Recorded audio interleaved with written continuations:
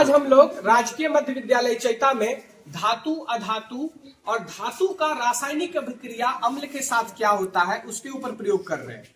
ये मेरे पास conical flask है जिसमें मैंने जिंक का छोटा सा टुकड़ा डाला। बैटरी का जो ऊपर वाला भाग होता है, जो हम टॉर्च में बैटरी इस्तेमाल करते हैं, उसका ऊपर वाला भाग जिंक का बना होता है। मैंने वहीं से वो जिंक प्राप्त कर लिया।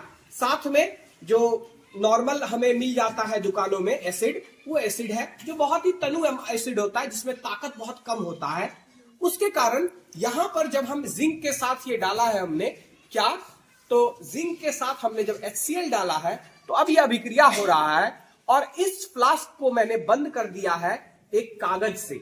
अब जिंक जब HCl के साथ अभिक्रिया करेगा तो जिंक क्लोराइड एक लवण बनाएगा, साथ में हाइड्रोजन गैस जो है वो यहां बन रहा है जिसको मैं इकट्ठा कर रहा हूं। और अब हम इसको देखेंगे कि हाइड्रोजन गैस यहां पे बना है कि नहीं। उसके लिए हम इस प्रयोग को थोड़ी देर बाद पूरा करेंगे, जहां पर हम देखेंगे कि हाइड्रोजन गैस आग के साथ किस तरह से जलता है।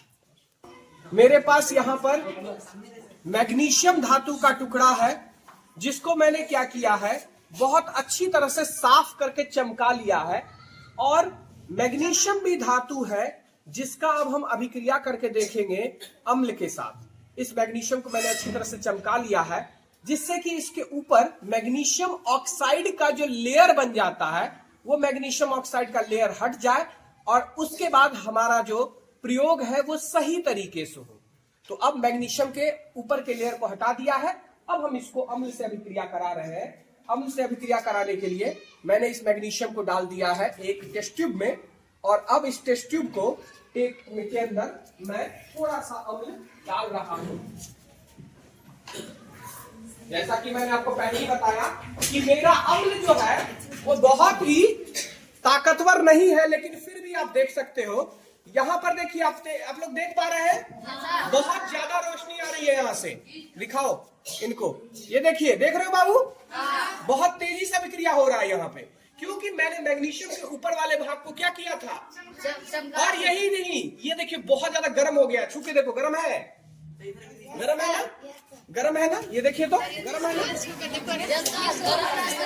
अभिक्रिया होने के दरमियान देखिए ध्यान से, अभिक्रिया होने के दरमियान ये एक रासायनिक अभिक्रिया है, इसलिए ये अम्ल जो है वो गर्म हो गया है। और यहां पर मैंने अब हाइड्रोजन गैस को इकट्ठा कर लिया है। देखिए बहुत ज्यादा गर्म हो गया है।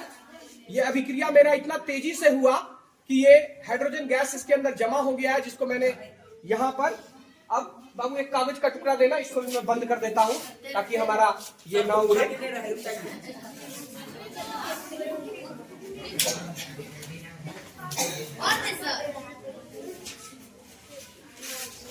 अब इसको मैं क्या कर रहा हूं, इस हाइड्रोजन गैस को मैं यहां पे उड़ जाएगा ये गैस।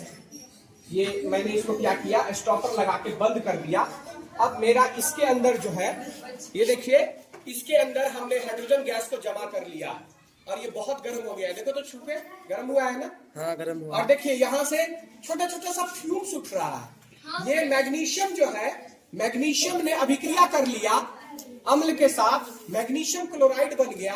और अब देखिए, क्या आपको मैग्नीशियम इसमें दिख रहा है? मैग्नीशियम दिख रहा है? कहाँ दिख रहा है? गायब हो गया।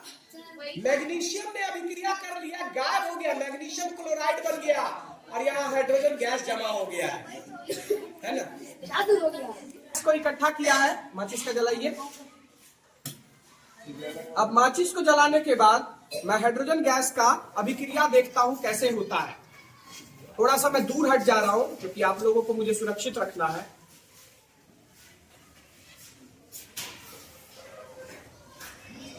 लगता है हाइड्रोजन गैस इतना हल्का होता है कि ये उड़ गया, ठीक है। नहीं तो मतलब कहने का ये है कि हाइड्रोजन गैस जब जलता है ना तो पॉप पॉप का आवाज आता है। ये इतना, और सबसे हल्का गैस होता है।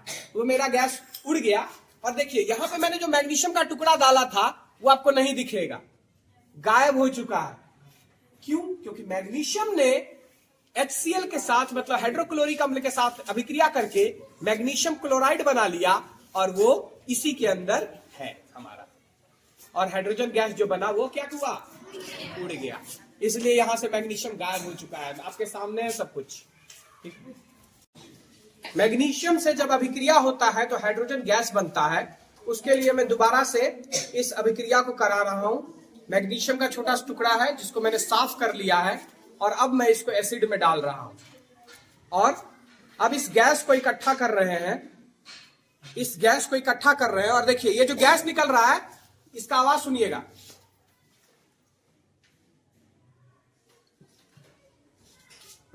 देख रहे हैं ये गैस जल रहा है, देख रहे हैं ना, ये गैस जल रहा है।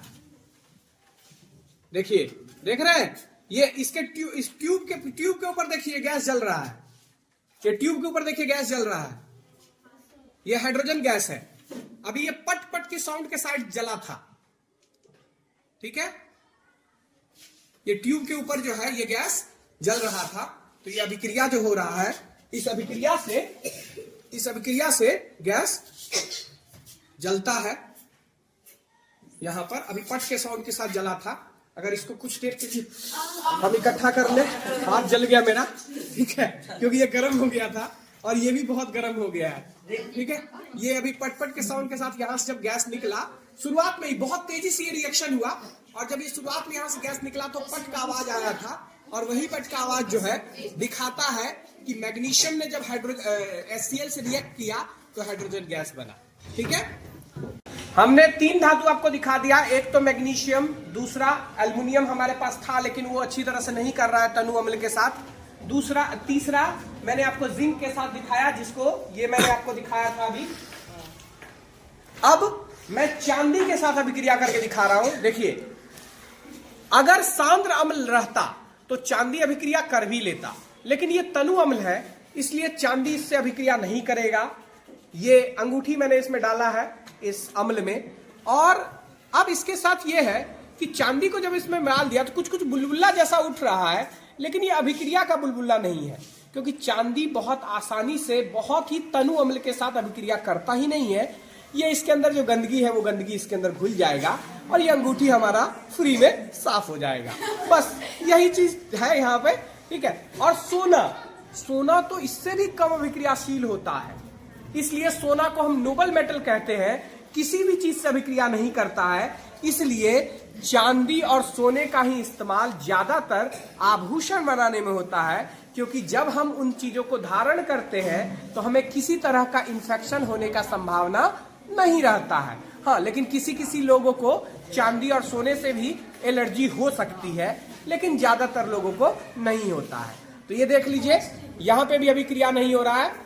तो यही है रसायन शास्त्र का कमाल, ठीक है। आपने देखा कुछ चीजें हमारे पास बहुत ही कम चीजें मौजूद है, ठीक है, क्योंकि हम सरकारी विद्यालय में करा रहे हैं और यहाँ पे अम्ल वगैरह तो कोई मौजूद है ही नहीं। लैब का भी हमारे पास बहुत कम साधन है, इसलिए मैंने आपको इन्हीं उपलब्ध चीजों से ये प्रयोग करके दिखाया है, ठीक है।